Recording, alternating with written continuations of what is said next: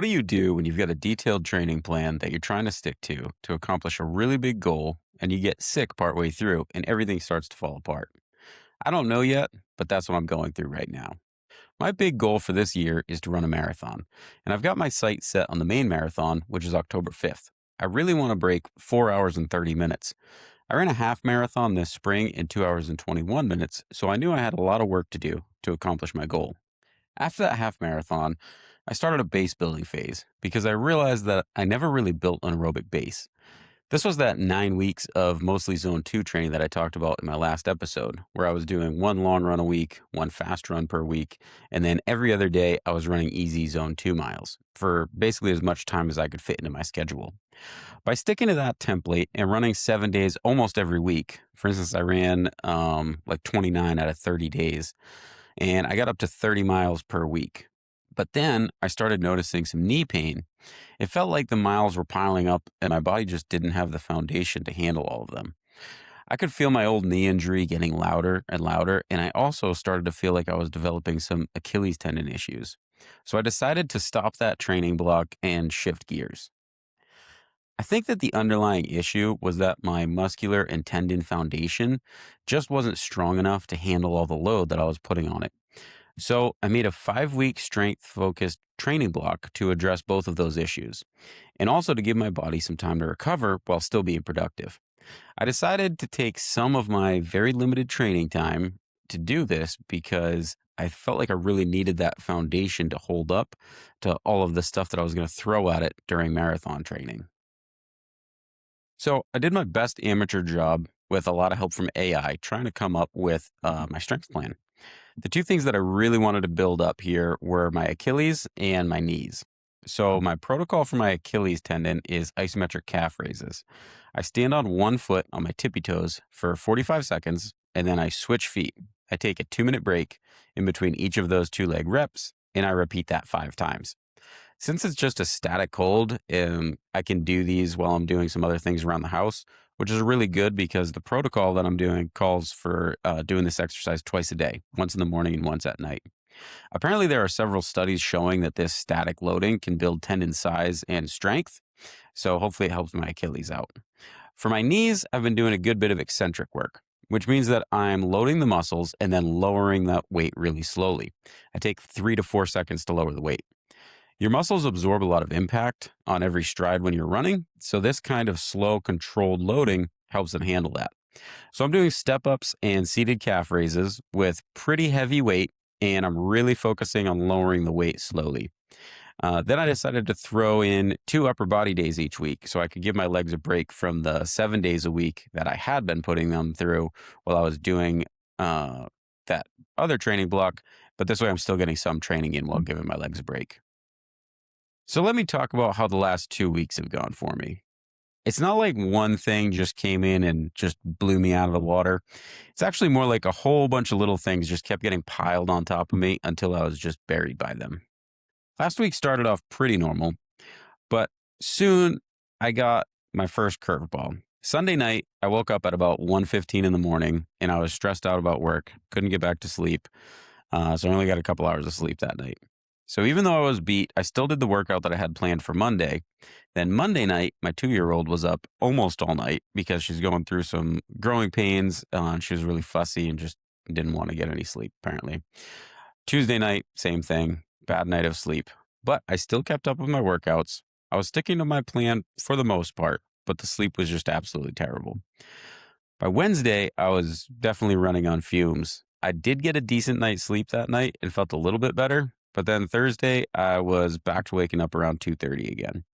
So in 4 days, I had 3 terrible nights of sleep. Through all of that, I only missed one of my strength sessions. I did get all my runs in, and at the time, I felt like that was the right call. I've pushed through some pretty bad weeks before, and it's always worked out for me. Lack of sleep is pretty common for me, actually. But looking back, I have to admit that the week was a bit rougher than a normal week. And I think that that cumulative fatigue from training on no sleep definitely contributed to some of the knee pain I felt on my next long run on Saturday. And almost certainly it left my immune system pretty compromised and more vulnerable than it would have been normally. By the time I got to Thursday, I was pretty well drained. And sure enough, Thursday went terrible too. I drove down to Connecticut because I had to help my dad finish up with a job, and then we were both hauling some machines back. On the way home, unfortunately, his truck broke down. So when we left the job site, I was assuming that I'd get home somewhere around 7:30 or 8 o'clock. But between his truck breaking down and we had to shuffle trailers and leave a trailer in a parking lot, and then I had to go back down the highway a little ways to pick him up.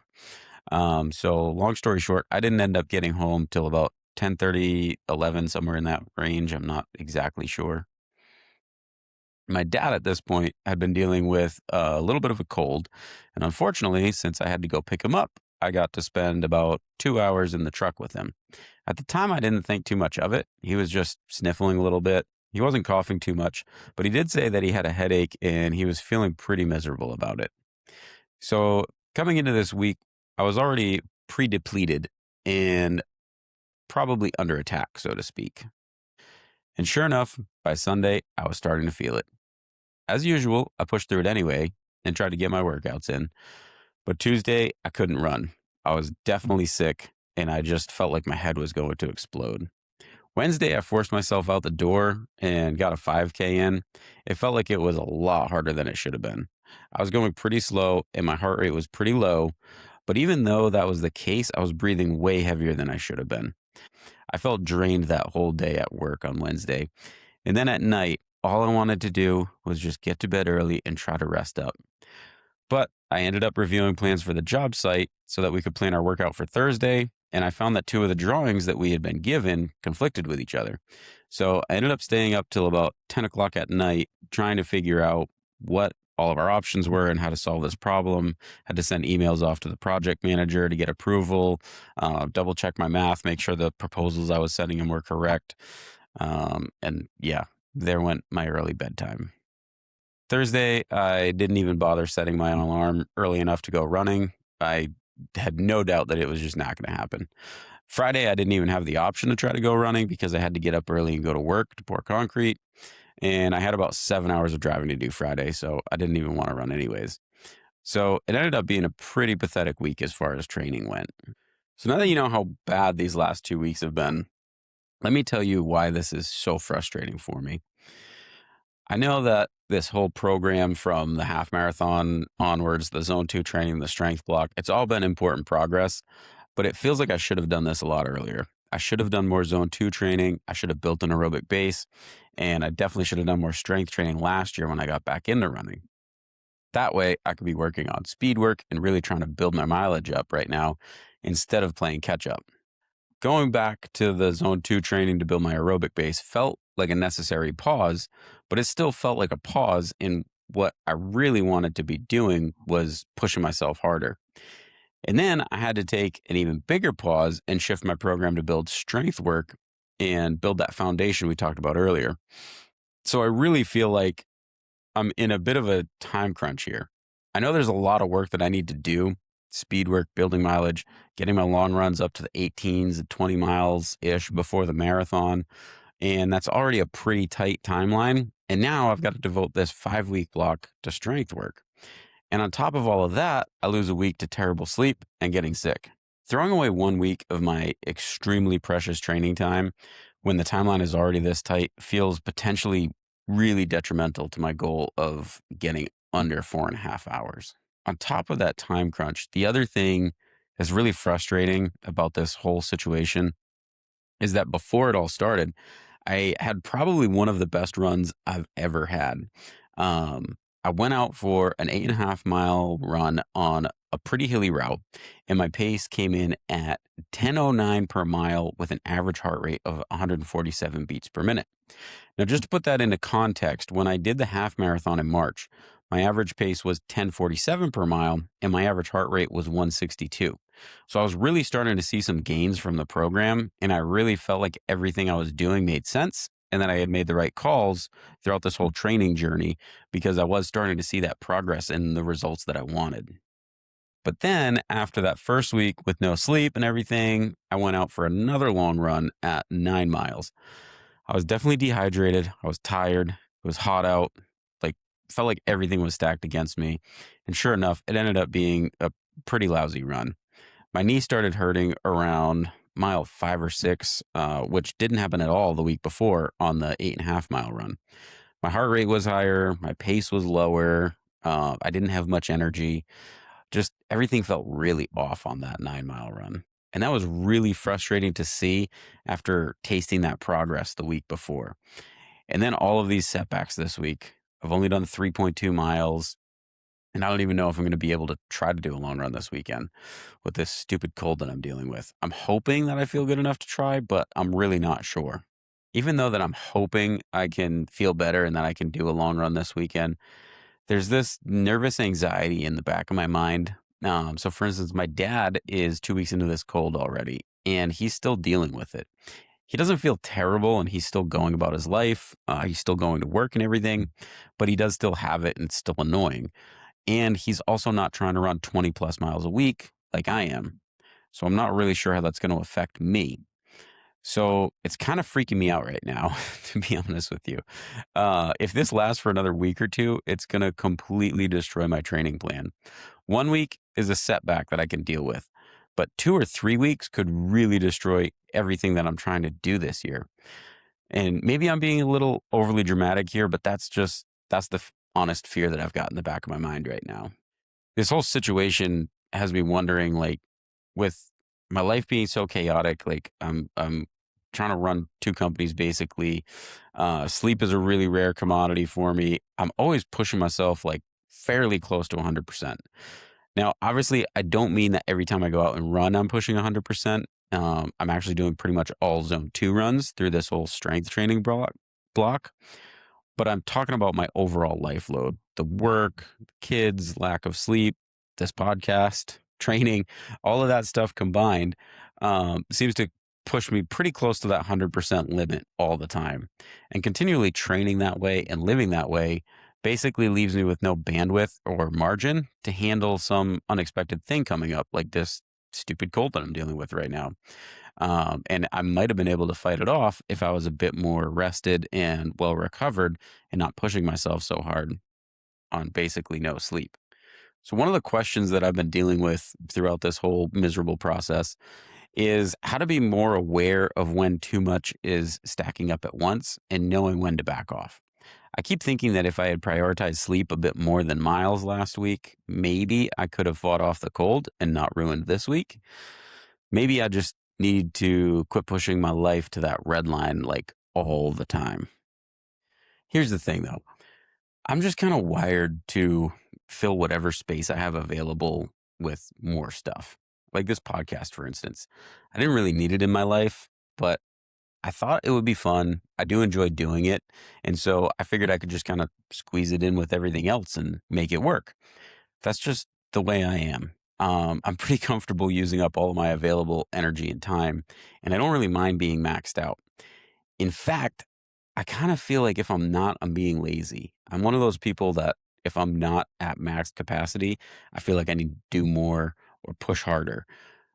So, knowing that about myself, I kind of know that I'm probably not going to listen to my own advice about leaving more margin for error. I know myself pretty well, and I have a really hard time letting my foot off the gas, especially when I have a big goal in my sights like this. And it's a hard goal, but I know that I can do it. And I already feel like I don't have enough time to get all the work in that I need to get in before this marathon. So it's going to be really hard for me to actually back off and give myself more bandwidth or margin forever. Even though intellectually I know that's probably the right move, I'm still probably going to convince myself that I should just keep pushing and that things aren't really as bad as I think. So even though I realize I should probably leave myself more margin, I also know I'm probably not going to have the awareness or maturity or whatever you want to call it to actually do that. I've been thinking a lot about this whole 24 hours in the day problem and trying to think of ways to fit the necessary work in even when things aren't going great in a given day or in a given week. So, for instance, some of the things I've thought of is I could skip the warm up on tight mornings and take the first mile easy and let that be my warm up. I could condense my stretching, try to do that more efficiently and quickly. And I could just cut my run down to 30 or 45 minutes instead of an hour long run. Those are all legitimate options. But here's what happens in my head when I think about that. I look at that list and I think to myself, that is not the full program. That's not what I've already decided that I need to do. So what's the point? And then I just don't run at all, which is obviously way worse than a compromised version of the plan. But I know I can't keep this all or nothing mentality. So I think moving forward, this is what I'm going to try to make myself do. I'm still going to set my alarm for 4:15 to give myself the option to do the full program if I wake up feeling decent. But when that alarm goes off, I need to actually check in with myself. Did I sleep well or am I completely wrecked? And if I'm wrecked, maybe I could reset my alarm for like 4:45 and commit to a condensed version, like 30-minute run instead of 60 minutes. Shorter stretch, maybe skip the warm up like we talked about. This way I'm not choosing between everything I had planned or nothing at all. I'm choosing which version of the program fits the day. It's not perfect, and I'm probably still going to screw it up. And it still sucks mentally to do less than I had planned to do, but it's definitely better than just defaulting to zero. Now, look, I know that I am probably being a little paranoid about this cold lasting too long. I genuinely think that next week I'll be able to get back to normal. And honestly, I've actually learned a few things this week that give me some hope. I've been experimenting with some sleep habits. Like, for instance, when I wake up in the middle of the night, I've been reading a book instead of just laying there in bed awake. I get up, read for a little while, and then that actually seems to help me get back to sleep faster. When I just lay in bed, it never works. So that's something I can use going forward. The other thing is, I need to realize that 1 week isn't going to completely destroy everything that I've built. I shouldn't be losing the fitness that I had before this started. I should at least be able to maintain it for a week. So even if I have to pause for a week and not improve like I would like to, at least I'm not going backwards. And that's a huge difference. And I think that I just have to accept something bigger here. I can't plan out my entire year and expect to stick to it perfectly for 6, 7, 8 months at a time without anything coming up. So going forward, when I try to build my plans and set goals, I think I need to give myself a bit more leeway. I need to make sure that my goals aren't so out of reach that I have to use every available minute to hit them. And I have to be able to accept it when things like this happen and I'm not able to get everything done that I want to get done. I need to realize that it's not the end of the world. And I think that if I can really work that into my psyche and try to really listen to my own advice here and actually take it seriously, I think I'll be a lot better off moving forward. Um, as much as I hate these last 2 weeks and I have been miserable and my head is just starting to get back to normal a little bit right now. Um, it's a little bit more in my throat and chest right now, but my head's at least feeling better, so that's good. Um, I think that I actually did learn some important lessons from this whole experience this last 2 weeks. And I think that, again, as much as I hate it and I would not have chosen to do this, I do think that in the long run, it's going to be better for me. And hopefully, you can learn a little bit from my mistakes and not design your life and training plan and goals with no margin for error like I did. To be honest with you guys, I really didn't want to make this episode. To be honest, it feels kind of lousy to admit that this stupid little head cold kind of ruined my whole week. But besides the fact that feeling like crap kept me from researching and preparing any other episodes, I did also realize that we all go through some bad weeks. We get sick, we get hurt, have a fight with a spouse, we have to travel for work, and the list just goes on and on and on. So I know I'm not the only one going through this sort of thing. And I thought that if I share how annoying my week has been, maybe it'll help somebody else out there make it through a rough week of their own. Yours is probably way worse than mine. I'm probably just a big baby here. Maybe you had a legit injury, a death in the family, or something serious like that. But I think it's important to remember that we run because we love it. And it's okay if it's not perfect. We can still get out there and run whenever we can. If you can relate to this episode, or if you just enjoyed hearing about someone else's terrible week to make you feel a little bit better, could you do me a huge favor and either follow or subscribe to this podcast wherever you're listening and or watching? I put out an episode every other Friday, and I don't want you to miss any of them. Thank you guys for joining me, and until next time, just keep running.